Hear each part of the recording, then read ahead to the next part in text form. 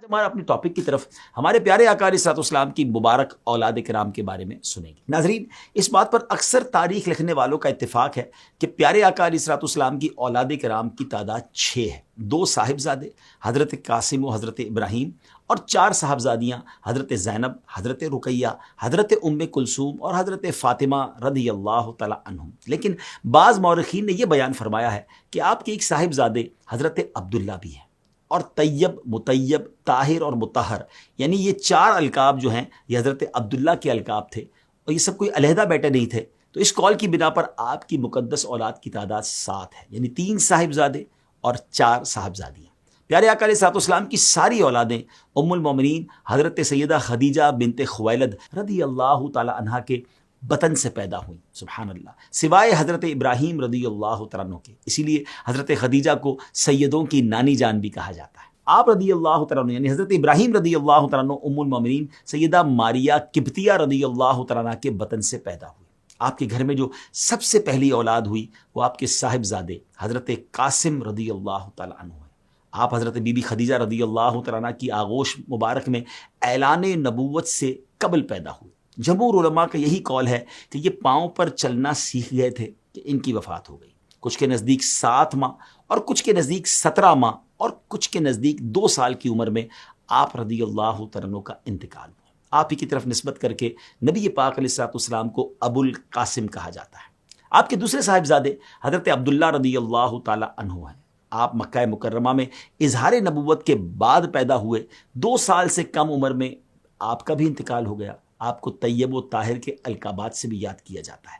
جب آپ رضی اللہ تعالیٰ عنہ کا وصال ہوا تو کفار نے پیارے آقا علیہ الصلوۃ والسلام کو ابتر یعنی معاذ اللہ نسل ختم ہونے والا کہا، اور یہ کہا کہ اب ان کی نسل نہیں رہی، سو ان کے بعد اب ان کا ذکر بھی نہ رہے گا اور ان سب کا چرچا ختم ہو جائے گا۔ اس پر سورہ کوثر نازل ہوئی اور اللہ پاک نے ان کفار کا رد کرتے ہوئے فرمایا، اِنَّا شَانِئَكَ هُوَ الْأَبْتَرُ، اے حبیب علیہ الصلوۃ والسلام، بے شک تمہارا دشمن ہی ہر بھلائی سے محروم ہے، نہ کہ آپ، کیونکہ آپ کا سلسلہ قیامت تک جاری رہے گا۔ آپ کی اولاد میں بھی کثرت ہوگی اور آپ کی پیروی کرنے والوں سے دنیا بھر جائے گی، اور جس کی یہ شان ہے تو وہ ابتر کہاں ہوا؟ بے نام و نشان اور ہر بھلائی سے محروم تو آپ کے دشمن ہیں۔ تیسرے صاحبزادے ہیں حضرت ابراہیم رضی اللہ تعالیٰ عنہ۔ آپ پیارے آقا علیہ الصلوۃ والسلام کی اولاد مبارک میں سب سے آخری صاحبزادے ہیں۔ آپ رضی اللہ تعالیٰ عنہ ذوالحجہ 8 ہجری میں مدینہ منورہ کے قریب عالیہ کے مقام پر حضرت ماریہ قبطیہ رضی اللہ تعالیٰ عنہ کے بطن سے پیدا ہوئے، اس لیے مقام عالیہ کا دوسرا نام مشربہ ابراہیم بھی ہے۔ آپ کی ولادت پر پیارے آقا علیہ الصلوۃ والسلام اور صحابہ کرام بہت خوش ہوئے تھے۔ آپ کی ولادت کی خبر نبی کریم علیہ الصلوۃ والسلام کے آزاد کردہ غلام حضرت ابو رافع رضی اللہ تعالیٰ عنہ نے مقام عالیہ سے مدینے آ کر بارگاہ رسالت میں سنائی تھی۔ یہ خوشخبری سن کر نبی پاک نے انعام کے طور پر حضرت ابو رافع کو ایک غلام عطا فرمایا۔ اس کے بعد فوراً ہی حضرت جبریل علیہ السلام نازل ہوئے اور آپ کو یا ابا ابراہیم یعنی اے ابراہیم کے والد کہہ کر پکارا، یعنی گویا نام بھی اللہ کی طرف سے عطا ہوا۔ اس پر آپ علیہ الصلوۃ والسلام بے حد خوش ہوئے اور آپ کے عقیقے میں 2 مینڈھے آپ علیہ الصلوۃ والسلام نے ذبح فرمائے۔ پھر آپ رضی اللہ تعالیٰ کے سر کے بال کے وزن کے برابر چاندی خیرات فرمائی اور آپ کے بالوں کو دفن کرایا۔ پھر آپ کا ابراہیم نام رکھا گیا اور پیارے آقا علیہ الصلوۃ والسلام نے آپ کو دودھ پلانے کے لیے ام سیف رضی اللہ تعالیٰ عنہ کے حوالے فرمایا۔ پیارے آقا کو حضرت ابراہیم سے بڑی محبت تھی اور آپ کبھی کبھی ان کو دیکھنے کے لیے حضرت ام سیف کے یہاں تشریف بھی لے جایا کرتے تھے۔ آپ رضی اللہ تعالیٰ عنہ کے وصال کے وقت نبی پاک کی مبارک آنکھوں سے آنسو جاری تھے اور زبان پر یہ کلمات تھے کہ آنکھ آنسو بہاتی ہے اور دل غمزدہ ہے، مگر ہم وہی بات زبان سے نکالتے ہیں جس سے ہمارا رب خوش ہو جائے، اور بے شک اے ابراہیم ہم تمہاری جدائی سے بہت زیادہ غمگین ہیں۔ ناظرین، جس دن حضرت ابراہیم کا انتقال ہوا اتفاق سے اسی دن سورج گرہن لگ گیا۔ عربوں کے دلوں میں زمانہ جاہلیت کا یہ عقیدہ جمع ہوا تھا کہ کسی بڑے آدمی کی موت سے چاند اور سورج میں گرہن لگتا ہے۔ تو اس بار جب سورج کو گرہن لگا تو انہوں نے یہ خیال کیا کہ غالباً یہ سورج گرہن حضرت ابراہیم رضی اللہ تعالیٰ عنہ کی وفات کی وجہ سے ہوا ہے۔ اللہ اکبر۔ نبی پاک نے حالانکہ غم کا موقع تھا مگر اس موقع پر بھی کیسی اصلاح فرمائی کہ ایک خطبہ دیا جس میں جاہلیت کے عقیدے کا رد فرماتے ہوئے ارشاد فرمایا، یقیناً چاند اور سورج اللہ تعالیٰ کی نشانیوں میں سے 2 نشانیاں ہیں، کسی کے مرنے یا جینے سے ان دونوں میں گرہن نہیں لگتا۔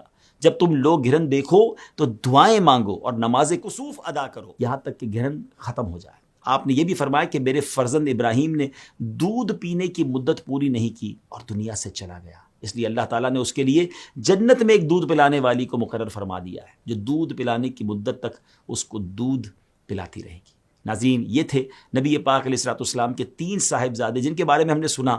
اب ذرا غور کیجئے ناظرین، اللہ کے حبیب علیہ الصلوۃ والسلام ہیں مگر تینوں صاحبزادے بچپن ہی میں دنیا سے چلے گئے۔ یہ بھی کتنا بڑا درس ہے کہ اس قدر عظیم ہستی ہوتے ہوئے بھی ایسی آزمائش آئی اور آپ کے گھر والوں نے کیسے شاندار صبر کا مظاہرہ کیا۔ ہمارے یہاں بھی بعض اوقات کسی کی اولاد بچپن میں دنیا سے چلی جاتی ہے، بڑا واویلا مچایا جاتا ہے، بڑا شور مچایا جاتا ہے، صبر نہیں کیا جاتا۔ حالانکہ اگر یہ ذہن بن جائے کہ اللہ ہی کا مال تھا، اللہ نے لے لیا، اور یاد رکھیے جن کے نابالغ بچے دنیا سے چلے جائیں اور وہ اس پر صبر کریں تو سبحان اللہ، حدیثوں میں یہ مضمون ملتا ہے کہ وہ بچے قیامت کے دن ان کی شفاعت کریں گے، ماں باپ کی مغفرت کا ذریعہ بنیں گے۔ اللہ کرے ہم ان باتوں سے درس حاصل کریں کہ ہم تو پیارے آقا علیہ الصلوۃ والسلام کے قدموں کی خاک کے برابر بھی نہیں، مگر ان عظیم ہستیوں پر بھی آزمائشیں آئیں، مگر یہ ہم سب کی تربیت ہے کہ صبر کیسے کرنا ہے۔